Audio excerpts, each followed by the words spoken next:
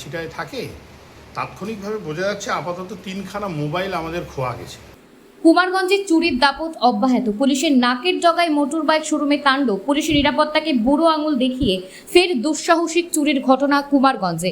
একই রাতে দুদফার চুরির ঘটনার রেশ কাটতে না কাটতেই শুক্রবার গভীর রাতে আবারও বড়সড় চুরির ঘটনা সামনে এলো। গোপালগঞ্জ এলাকায় পরপর দুটি মোটর বাইকের শোরুমে দুঃসাহসিক চুরিতে রীতিমতো চাঞ্চল্য ছড়িয়েছে। শনিবার সকালে শোরুম খোলার পরই নজরে আসে ঘটনা।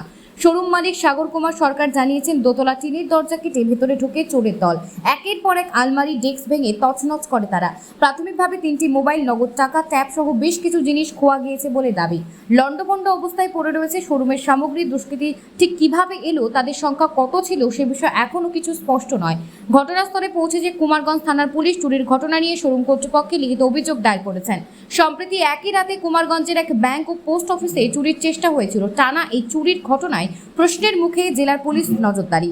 জেলা পুলিশ সুপার চিন্ময় মিত্তাল জানিয়েছেন, ঘটনার তদন্ত শুরু হয়েছে। কুমারগঞ্জ থেকে নিজস্ব প্রতিনিধি বঙ্গের বার্তা।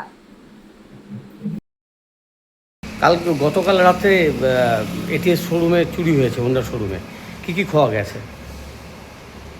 আমাদের শোরুম খোলার পর যা দেখা যাচ্ছে, শোরুমে তো নানান জিনিস ছড়ায় ছিটায় থাকে। তাৎক্ষণিকভাবে বোঝা যাচ্ছে আপাতত 3খানা মোবাইল আমাদের খোয়া গেছে কালকের রাত্রের চুরিতে। এখন আরও আমরা যখন খুঁজবো, দেখবো পার্সপাতি হ্যান ত্যান এইসব চুরি হয়েছে কিনা, ক্রমান্বয়ে বুঝতে পারবো যে আমাদের পার্সপাতি মেশিনের সঙ্গে যখন আমরা মেলাবো তাতে আমাদের আরও কিছু খোয়া গেছে কিনা তা আমরা বুঝতে পারবো। আপনার নাম? সাগর কুমার সরকার।